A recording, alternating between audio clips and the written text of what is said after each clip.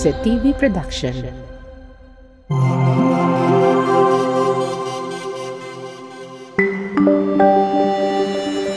Your only island TV channel.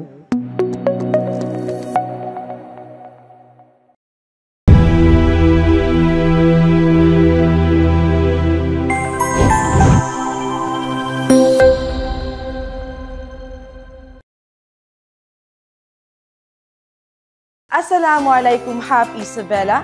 Rihanna Albani ang inyong host. At sa panibagong episode natin ngayon, masasaksihan natin ang second anniversary ng Happy Isabela Mobile Library.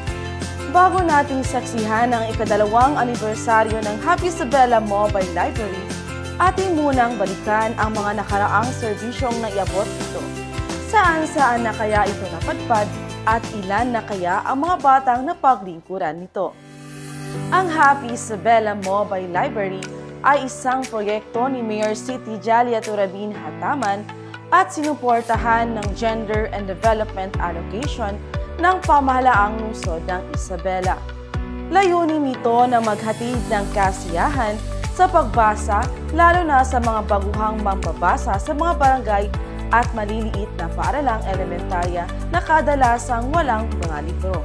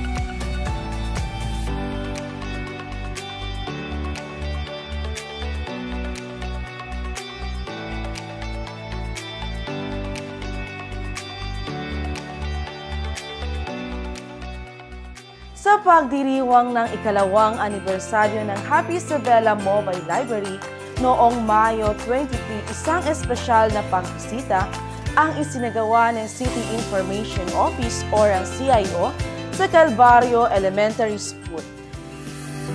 Sa pagdiriwang ng ikalawang anibersaryo ng Happy Isabela Mobile Library noong Mayo 23, isang espesyal na pagbisita ang isinagawa ng City Information Office o ang CIO sa Calvario Elementary School. Mainit na tinanggap ni School Head Gian Ignacio ang grupo at nagpahayag ng pasasalamat sa tulong ng Happy Isabela Mobile Library at Barangay Local Government Unit sa kanilang paaralan. Ang kaganapan ay naglalayong hikayatin ng interes ng mga mag-aaral sa pagbabasa at edukasyon sa pamamagitan ng iba't ibang aktibidad. Kabilang ang isang sesyon ng pagkukwento ni City Administrator Pedrito Isma, ang Libro Crew ay sinuportahan ng opisyal na barangay at iba pang lokal na ahensya. Sa pagbisita nito, 50 mag-aaral ang lumahok sa mga gabay na sesyon ng pagbabasa at nakatanggap ng notebook, Crayola, lapis, loot bags at dental kits. Ang selebrasyon ay higit na pinasaya ng pagtatanghal mula sa mga mascot na sina Isa at Bella. Ang Happy Isabela Mobile Library, ang unang LGU managed sa Zamboanga Peninsula, ay patuloy na naglalakbay sa iba't ibang barangay upang magdala ng kasiyahan sa pagbabasa sa mga batang may limitadong akses sa pampublikong aklatan. Bilang bahagi ng inisyatiba ni Mayor Siti Jalia Turabin Hataman, magbigay ng masaya at marangal na buhay sa lahat ng Isabelenyo. Ang mobile library ay ipinanganak, yung actual na mobile library ay ipinanganak noong panahon ng pandemya.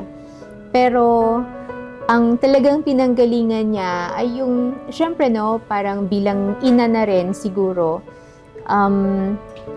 nakita natin paano yung karamihan sa mga kabataan natin ngayon ay puro sila sa gadgets, puro sila sa kanilang mga cellphone and iPads nila, or nasa gaming. Syempre hindi natin pwedeng pigilan yung advancement sa technology, pero gusto natin mapanatili yung kultura nung pagbabasa.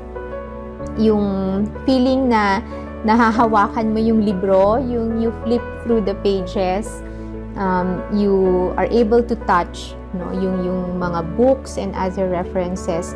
And tingin natin na napakahalaga na nararating ng isang library, napakahalaga nung library sa development ng ating kabataan. At dahil hindi naman lahat ng communities, even schools, hindi lahat ng schools ay merong mga libraries.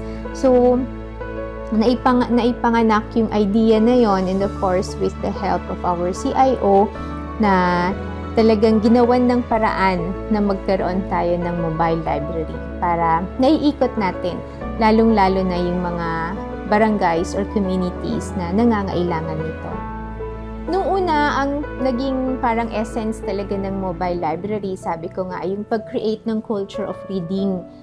Pero habang lalo na after the pandemic, nakita natin based sa data na napakalaki nung non-reading na learners natin, So, nagkaroon ng additional na purpose yung ating mobile library sa tulong na rin ng mga volunteers natin, Kaya nagta-target tayo ng mga schools kung saan na-launch at nagawa natin yung pinangalanan ng CIO na Sakayan Kaalaman, kung saan every week po ay pumupunta sila sa isang identified na school at talagang tinuturuan nilang magbasa yung mga struggling, non-readers natin or struggling or frustration readers natin.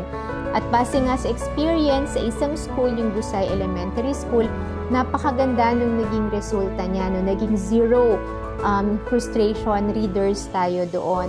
So we're hoping to be able to replicate that, of course, with the help of our volunteers. Lalong-lalo na yung na-organize ng ating LIDO na Youth Space Mentoring Program, kung saan talagang sila ang pumupunta every week sa mga school na talagang nangangailangan ng intervention.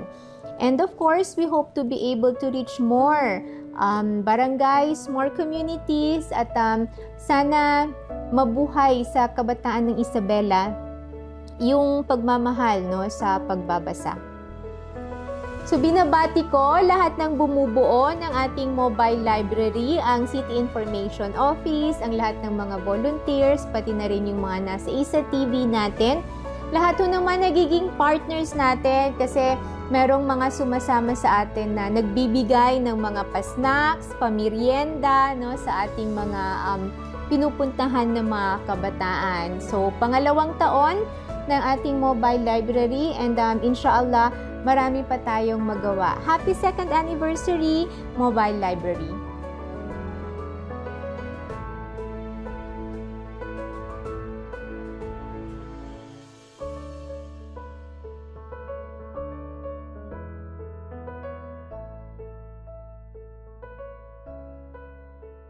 Ko ay si Sumaydi Amsaludin, 10 taon gulang at love ko ang magbasa. Hi, Assalamualaikum everyone. So I want to take this moment to thank our Gupeng Mayor for her generosity and thoughtfulness. Salamat po sa pagpaawon si mobile library na to. Sa lahat ng mga kabataan na gusto kumambay dito sa Boulevard, you can visit the mobile library po dito lang sa Boulevard. Tatambay ka na, matututo ka pa. And to our City Information Officer, Ma'am Mendry Ann Lim, salamat po ay binigyan niyo po ng opportunity yung mga bata dito sa Boulevard. So, come and visit na po ang Mobile Library. Ang Facebook page po, City Information Office, and also ISA TV, the only island TV channel dito lang po sa Isabela City.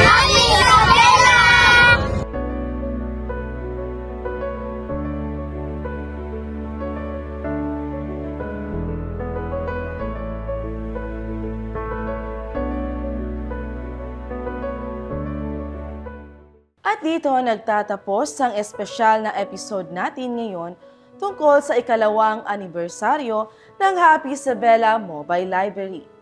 Tunay nga ang isang inspirasyon ang mga kwento at karanasan ng ating nasaksihan mula sa pagbisita sa Calvario Elementary School. Ang dedikasyon ng Happy Isabela Mobile Library sa pamumuno ni Mayor City Jalia Turabin Hataman at City Information Officer Menry Ann Lim ay patunay na ang pagbasa ay may kapangyarihang magbukas ng mga bagong mundo para sa ating mga kabataan sa tulong ng mga kasosyo tulad ng PNP, Isabela City Police Station, BFP Isabela City Fire Station, Barangay Local Government Unit Calvario at marami pang iba. Ang mga bata ay nagkaroon ng pagkakataong lumawak ang kanilang kaalaman at magdiwang ng kasiyahan sa pag-aaral. Ang mga makulay na storytelling session, mga kagamitan sa pag-aaral na ipinamahagi at mainit na pagtanggap ng mga guro at barangay officials ay nagpapakita ng isang komunidad na nagkakaisa para sa ikabubuti ng edukasyon. Patuloy nating suportahan ang mga ganitong inisyatiba na naglalayong magdala ng kaalaman at kasiyahan sa bawat Isabelenyo. Dahil sa Happy Isabela Mobile Library, mas maraming bata ang magkakaroon ng pagkakataong magbasa, matuto at mangarap. Hanggang sa susunod na episode, para sa iba pang makabuluhang kwento at balita, hanggang sa muli, ito ang Serbisyong Damang-Dama.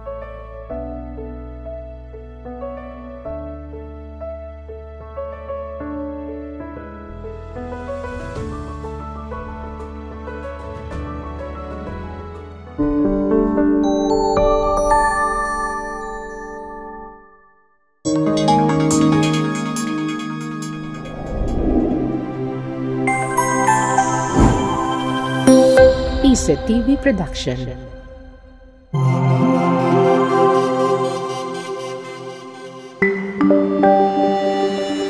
Your only island TV channel.